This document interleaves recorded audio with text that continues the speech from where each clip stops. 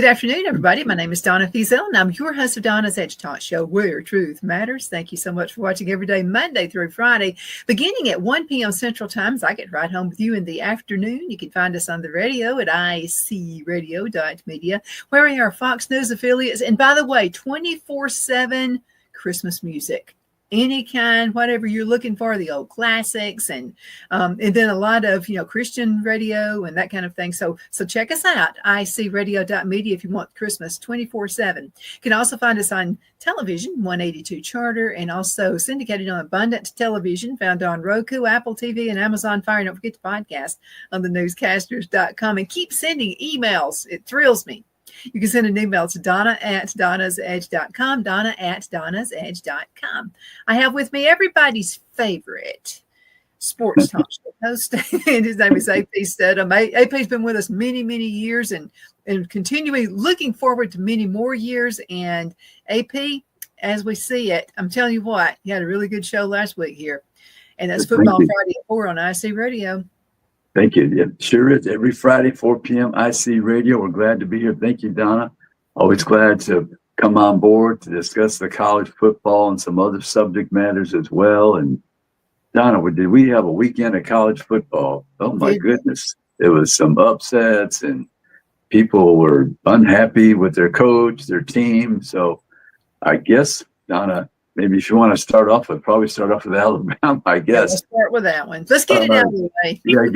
Get the bad news out first. Yeah, they lost in a horrible fashion, scoring 3 points against an Oklahoma team that was struggling all season, Donna. They had difficulty scoring points, but there was 3 interceptions, I should say, that led to points. And Alabama just stumbled their way offensively all evening, Saturday night, in Norman, Oklahoma, and it was a big victory for the Sooners, getting bowl eligible, and their coach was under some heat. And when you beat Alabama, things kind of get a little bit cooler for you. The seat's not so hot. So that was a huge victory for them. And for Alabama, their 3rd loss. That's the first time since 2010. They have 3 losses in one season. Mm-hmm. Yeah, that's really different. Now, it's kind of standard for a lot of other teams, but they're a little different for Alabama. Right. Yeah, Alabama. So, Donna, Jalen Milroe, I think that this season teams have found out how to corral him so he doesn't take off and get 100 yards rushing. So his effectiveness has been on the slide for quite a while.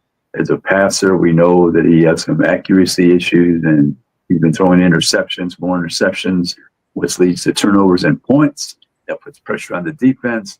Oklahoma had 2 running backs get over 100 yards. So the defense was slack on Saturday evening as well. You couldn't rely on the defense to salvage that game. So Alabama with 3 losses, I think it really knocked them out of the playoffs. And so now they're going to face their arch rival, Auburn, at home.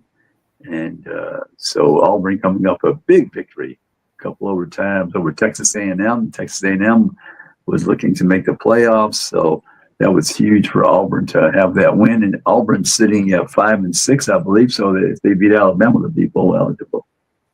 Okay, so let's talk about the game. That's where most of the emails are coming from. Because of what happened this weekend with the Alabama loss and the Auburn win, do you think it puts the teams a little bit closer when it comes to the game? I think so, because Auburn, they must be feeling good. They scored 40-plus points against a good Texas A&M defense.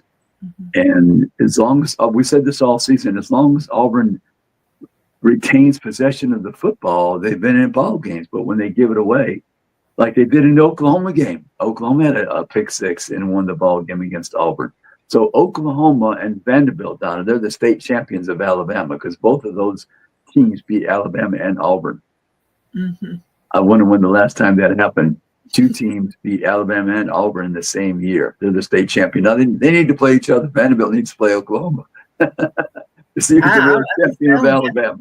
This has been such a surprising year. So okay. Yeah. So let's get that little crystal ball out that you've got out there. What do you think the final score is going to be, or close to it will it be? Right. This game, Donna, I would say it's probably in the 20s, Donna. I'm thinking, probably somewhere in the 20s. Alabama right now is a double-digit favorite, believe it or not, even though they lost by 21 points on Saturday night on the road. And I don't know which Alabama team will show up. Are they so disappointed in their season? But, Don, I've found that a lot of the players at Alabama now, they're not from the state anymore. So I don't know if it means as much to them to play against Auburn. And I think that's a factor, whether it's consciously or subconsciously. So Auburn, they're trying to get to that 6th victory, and nothing would inspire them more and motivate them more than to beat Alabama for that victory, and especially beat Alabama in Tuscaloosa. Yeah, I mean, it just seems like, Alabama is always going to have a good team, but it just seems like, I don't know, the home team advantage, the pride, that we used to always have. It seems like that's maybe fizzled out just a little bit. We need to get that back. I think so. I think you're right, Don. I really do, because of the nature of the roster at Alabama, so many players from out of state. And like I said, they've had 3 losses. That's the first time since 2010. And I don't know if they'll be highly motivated to win this game. I really don't. Before Alabama, if you're in this game, you're playing with all that pride. You're trying to beat Auburn. It's important to you because you're from the state. But that's not the case anymore. But I think Auburn would be playing pretty fierce and hard and motivated because they want to get that victory to be in a bowl and to beat Alabama, give them that 4th loss in Tuscaloosa. Mm-hmm. I still wouldn't bet on it. Either, because you just don't know. It's going to depend on the mood and that kind of thing when they get out there, I think. But something, I think that probably the crowd will be so loud on Alabama that'll help. I really do. And Auburn as well. Yeah, they'll, I don't know if they give them the 5,000 tickets or 10,000. Maybe it's still just 5 right now, but Auburn will be there because they're excited. They're coming up with a huge victory on Saturday night. Exciting ball game. 40-something points by both teams and a couple overtimes. So Auburn had a 14-0 lead, and Texas A&M came back and went into overtime. So, but I think Auburn, as long as they don't give the ball away, they're pretty tough on offense. And defensively, they usually play fairly well during the season. But like I said, the offense put so much pressure on them before with the turnovers and stalling on 3rd down. But if Auburn could be efficient on 3rd down, over 50%, let's say, and not have any turnovers, Alabama's in for a big fight. Well, a personal note, I'm an Auburn fan, Phil is an Alabama fan. We will shake hands before the game starts. One of us will be mad at the other one, but it's all in fun. I'm not as serious as I used to be, and neither is he. So. But there are other ball games. What happened this past week? I know you've got quite a few things you want to talk about. Yeah, Donna, I was totally surprised. Here's Florida, University of Florida. Billy Napier is the head coach, and he was under a lot of pressure early in the season. They wanted to fire him. And his athletic director, Scott Strickland, came out and gave him a vote of confidence that he's going to be retained as the coach.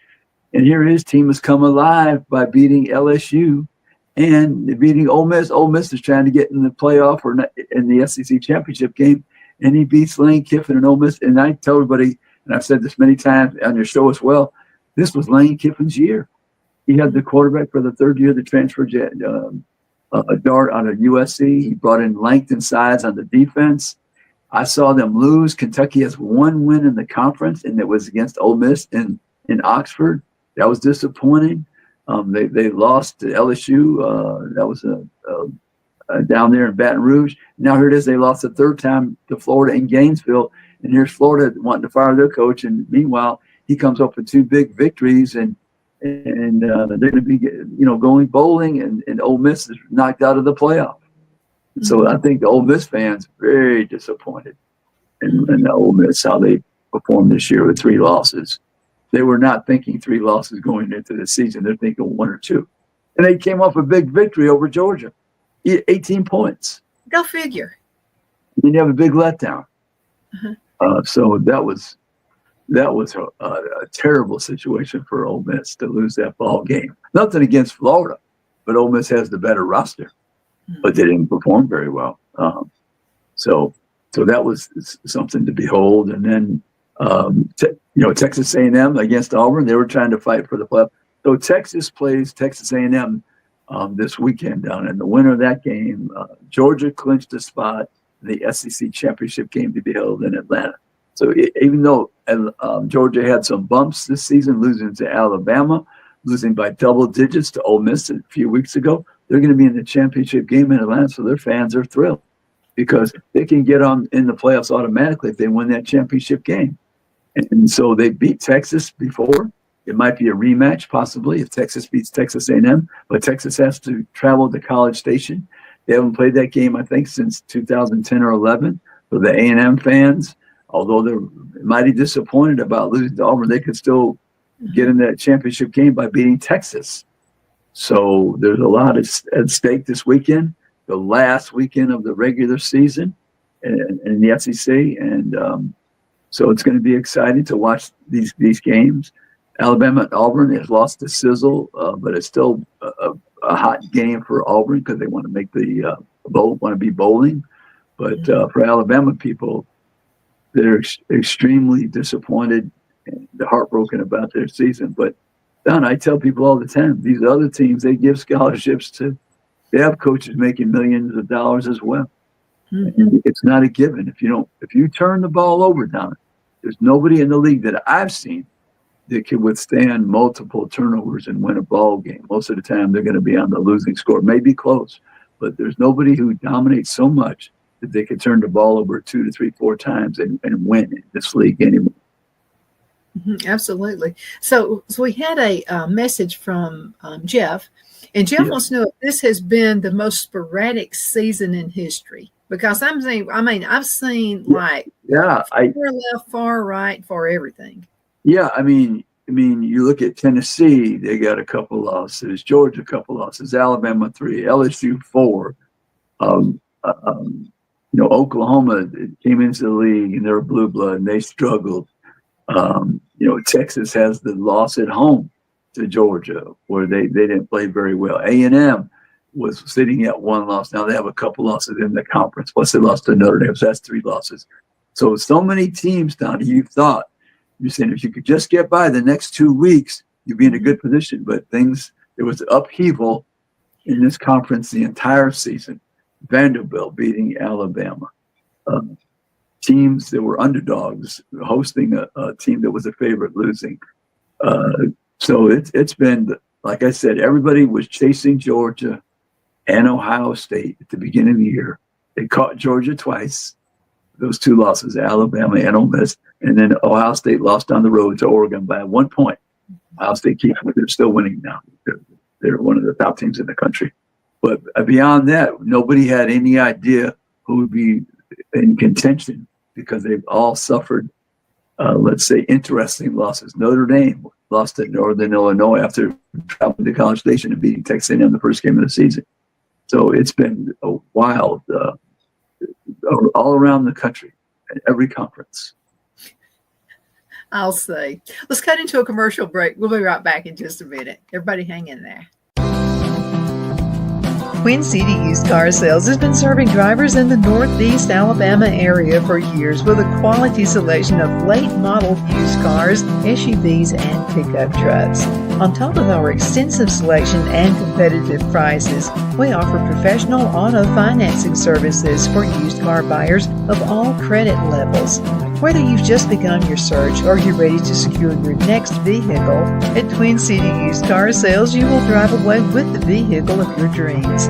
The sales and finance staff at Twin City Used Car Sales looks forward to serving you, and you can apply for financing online before your visit to our used dealership in Gadsden, Alabama. Check us out on the web at twincityusedcars.com or go by our location at 901 First Avenue, Gadsden, Alabama. We sincerely look forward to serving you.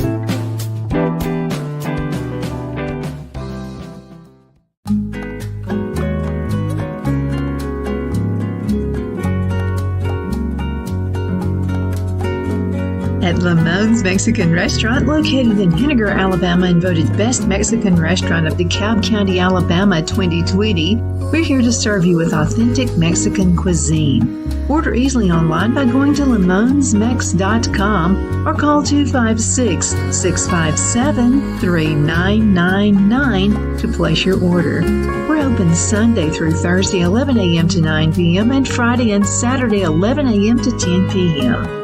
Whether you're celebrating a cozy date night for two or a celebration for a crowd, at Lamone's you'll love our atmosphere and friendly servers.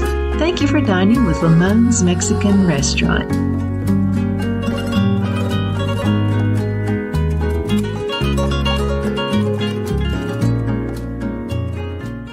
At Liberty Bank, we're all about community, whether it's to help with a charity fundraiser or help families in need. Toys at Christmas or a local football team, we're here for you. You see, we realize the importance of family. Sometimes it's to build a new home or necessary home repairs. We're here for you. If you like the feel of a small town bank with all the conveniences of a big city bank, we're here to serve you. You will find us at any of our convenient locations in DeKalb, Marshall, Etowah, and Blount counties in North Alabama. You can call and speak with any of our friendly staff at 256-659-2175 or check us out on the web at libertybankal.com. And thank you for your support of our community. Member FDIC Equal Housing Lender.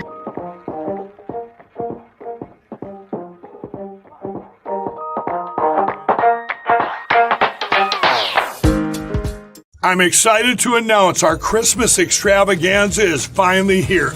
Get this season's flannel sheets for as low as $59.98. They won't last long, so get them while you can.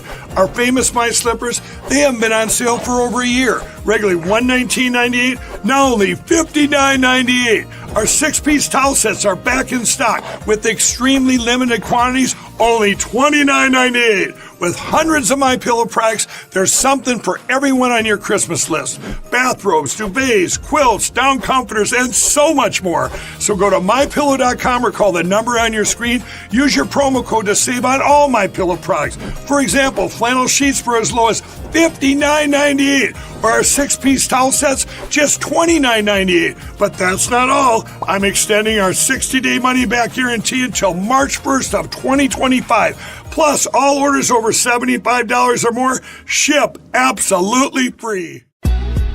Donna's Designs offers a line of handmade memorial, wedding, and keepsake jewelry that launched back in 1970.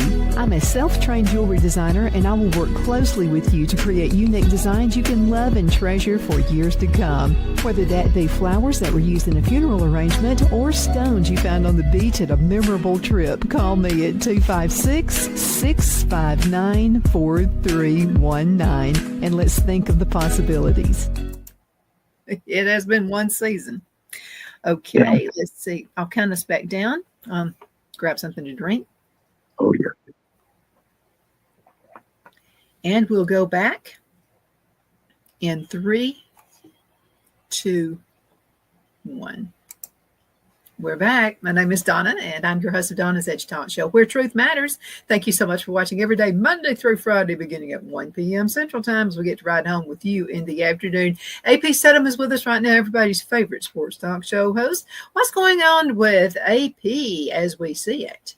Yeah, Donna, we had a lot of fun last week. We brought on a friend of the show from the Tulsa world, and we discussed the Alabama-Oklahoma game, and he was bemoaning the fact that it'd be a tough ball game for Oklahoma. Well, it wasn't so tough. Ended up beating Alabama by 3 touchdowns. So that was pretty interesting to have that conversation and reflect on some of the things he said during that time. But this week we're probably going to be talking about Alabama and Auburn, of course. And then Donna, people can check that out on all our social media platforms. Of course, we're on video now, all the things that we do. But Donna, another game, and I know you have some South Carolina fans, Clemson fans. Mm-hmm. That I like to watch that game, South Carolina and Clemson, because South Carolina has had a wonderful season. I think they surprised some people, and Clemson is still in the hunt to be in the college football playoff as well, win the ACC, and see if they can get into that game. I don't know. But South Carolina and Clemson this year, that's going to be quite a battle. I mean, I don't think people that expected this beginning of the season, they thought maybe South Carolina would struggle. but they have come on lately and playing very well. Lenore Sellers, a young quarterback, I think he's gotten better every season, every week. I mean, Cade Klubnik, the quarterback for Clemson, he has shown improvement as well. And I think that's been good for both teams. And the reason they're succeeding is because of the quarterback play has been more consistent, more productive. And so this Clemson and South Carolina game, I think it might be one of the best in recent memory. I know South Carolina had a run a couple years ago. They beat Tennessee and Clemson at the end of the year. But these South Carolina fans, and that game should be that's at Clemson, I believe. I believe that game's at Clemson. So that should be fun for those South Carolina fans. You know, they're so loyal down to South Carolina and Clemson fans. They're some of the loyalist fans I've seen in one state. They show up for their team, win, lose, or draw. Oh, they do. You know, we're moving to South Carolina, and you would be amazed at the houses I see that actually a dishwasher will have either Clemson logo or South Carolina logo. It's like they really are hot. Yeah. Oh, yeah. Good ball. That'll be a good. I think a lot of people are going to watch that game. Excuse. Go ahead now. That's the first question they'll ask you when you walk into the farmers market or whatever. Are you a Clemson or a South Carolina fan? Kind of like here. Yes. Oh, exactly. Yeah, it is. And like I said, those fans, they didn't have the best teams through the years, Donna, and they've always stayed consistent with their loyal following. Mm-hmm. And they put people in the stands. It's usually a sellout. And like I said, win, lose, or draw, they draw a crowd every game. South Carolina and Clemson, both. Let's talk coaches for the past week or so. Who's doing the best job at whether they win or lose? In your opinion, who's the best coach out there right now? You know, that's an interesting scenario at University of Florida. Billy Napier, I mean, there was some serious heat down to remove him from his position. Mm-hmm. He just kept coaching his team. And DJ Lagway, the freshman, he got healthy. Because when I was at the game when they played Georgia, he was injured. So they had to bring in a transfer from Yale to play that game. But he got healthy. And they beat those two SEC opponents. LSU's a little bit of a slight rival. They've been playing through the years. Now here is they beat Ole Miss, upset them. So that's pretty significant because, Don, you can lose a team in the middle of the season if they think they're not going well. The offense is struggling. The coach is under fire. But he rallied his team to win 2 big ball games. And so the Florida people, they must feel really good. And going into the last game of the season, they play Florida State, who's had a horrific year. They had, one conference win, I think it was. So they should win that Florida State. I mean, they're going to be really disappointed now if they don't beat Florida State because they have the better team and they've shown it. But that game is in Tallahassee, and I don't know how motivated Florida State will be for this ball game. It is a rival ball game, but Florida is on a roll. They should win this game so they can finish out the season saying we beat LSU, we beat Ole Miss, and we beat our rival Florida State. So that's a high note for them. And then maybe win the bowl game. Carry that over. Don't lose sight of the fact that finish strong, beat Florida State. You're a better team. You get to the bowl game, you're going to play a good opponent. Let's see if you can win that game as well. And you'll feel really good entering next season. So Billy Napier, like I said at the beginning, and they had one of the toughest schedules, Don. I want to make mention. They had a very, very difficult schedule. They had to play Texas. I mean, Texas put, I think it was 35-0 at one point. And now here they are. They come back and they beat Ole Miss, one of the stronger teams in the conference. So they've had that up and down season. But I think overall the Florida people should be happy now that, finish strong, beating Florida State, get to the bowl, win that game as well. But he did a good job. I think that every coach down there has had a bad moment where their team was not ready. Let's say Texas, one of the top teams in the conference. They're number 3 in the country, number 3 in the country. They had that loss against Georgia. They weren't ready that game.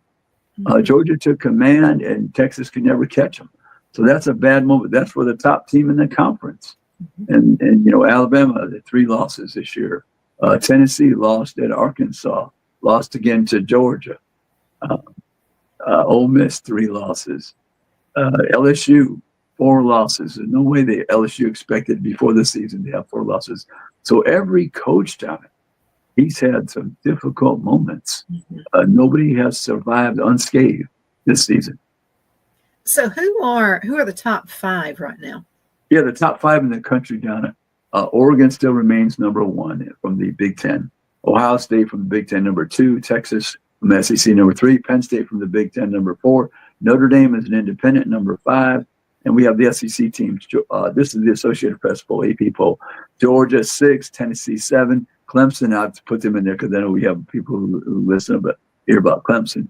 Number 12, Alabama number 13, Ole Miss 15, South Carolina 16, Texas A&M 20, and Missouri 24. So there's 8 SEC teams in the top 25, which is substantial, of course, a significant number of teams. But this college football playoff is going to be very interesting when they come up with the top 12 teams. The committee is going to have to make a lot of difficult decisions. Who do you think is going to be number 1 when it's all said and done? Well, Oregon right now, they have to play in the Big Ten championship game. Probably that might be a rematch against Ohio State. So maybe Ohio State wins that game. Ohio State has to play Michigan. That's their big rival. They have a better team than Michigan. Michigan is a little bit down this year. So you could see, and Donna, we've always said this, in the playoffs, you could play a team 3 times, Donna. Like Ohio State and Oregon played once during the regular season, could play in the championship for the Big Ten, and then they might meet in the college football playoff. Could play 3 times, one season. A team from your own conference, you could play them 3 times. That could happen also if Georgia and Texas play in the SEC championship game. They both get into the playoffs. They could face each other for a 3rd time. Could happen. So this college football is completely different than anything we've seen in the past because of this 12-team college football playoff. Absolutely. So which game are you looking forward to see, other than Alabama and Auburn? Which game are you really looking forward to see? Well, this weekend? I think you're looking at the Texas A&M. Yeah. You're looking at South Carolina at Clemson. That's of interest for 2 conferences, the ACC and the SEC. Yeah, I think those games. Outside of that, Vanderbilt, they're playing Tennessee, and Tennessee's still trying to get to the playoffs. And down in that game is to be held in Nashville. There'll be a lot of Tennessee fans there, obviously, but I wouldn't sleep on Vanderbilt against Tennessee. Yeah, I agree. I think that's gonna be my most watched game, simply because of the successes Vanderbilt's had this year, absolutely. And then Tennessee being so nearby. Absolutely, and excuse me, Georgia. I mean, they're playing their rival Georgia Tech, and that game, Donna, is in Athens. So I think Georgia will win that ball game, but I wouldn't sleep on Georgia Tech either. I wouldn't. No way.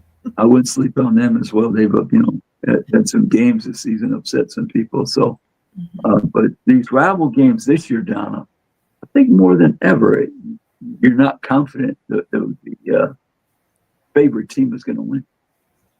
Yeah. It's just been so up and down this year. We're going to have to call it a day. Man, time flies by when I'm talking UAP. Looking forward to seeing you this week on Friday, Football Friday at 4. And thank you again so much for being on the show. And thank you guys so much for watching. We definitely appreciate that. You can find us on the radio at IAC Radio, where we're playing Christmas music 24/7, except for when AP's on with us. That's still there. So don't worry about that. You can also find us on television, 182 Charter, and syndicated on Abundance Television, found on Roku, Apple TV, and Amazon Fire. Don't forget the podcast on thenewscasters.com. Everybody have a great one. Donna.